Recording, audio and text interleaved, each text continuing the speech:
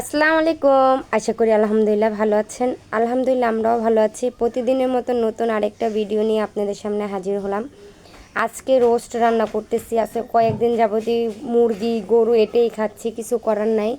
বাইরে এত প্রচুর পরিমাণে বৃষ্টি হচ্ছে যে বাজারে যাব কিছু এনে রান্না করব সেটার উপায় নেই।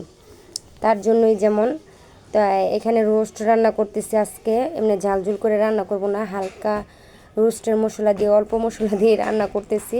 তাই রোস্ট রান্না যেহেতু আমার আগের অনেক ভিডিওতে আছে তার জন্য আজকে দেখালাম না।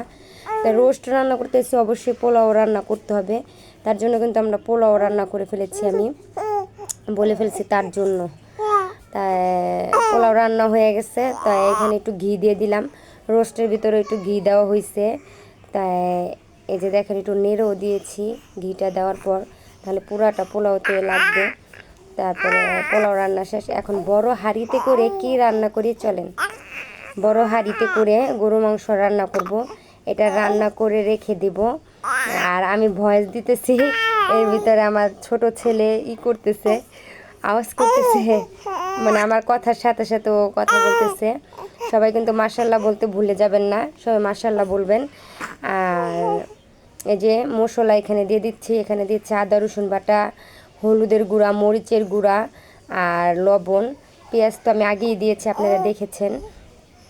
তাই এটাকে মেখে নিব। তাই মাখানে আদা রসুন বাটাটা এখন দিলাম, মনে ছিল না যেহেতু ভয়েসটা পরে দিচ্ছি। তাই আমি একটু টক দই দিব যেন সুন্দর করে গোশতটা নরম হয়ে যায়। টক দই দিলে কিন্তু গরু মাংসটা অনেক সুন্দর হয়। আর টক দইটা আমি ঘরে নিজে বানিয়েছি, যেহেতু রোস্ট রান্না করেছি রোস্টটা দিতে হয়, এজন্য গরু মাংসের জন্য বানিয়েছি। তাই টক দইটা আমি ঘরে সবসময় বানিয়ে রান্না করি, বাইরে থেকে কিনে আনি না। তো আজকে বেশি আর বড় করব না, এমনিতেই অনেক বড় হয়ে গেছে ভিডিওটা।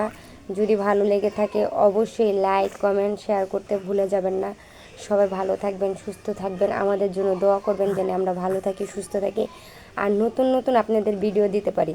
আর আমার ছেলেদের জন্য দোয়া করবেন যেন ওরাও ভালো থাকে, সুস্থ।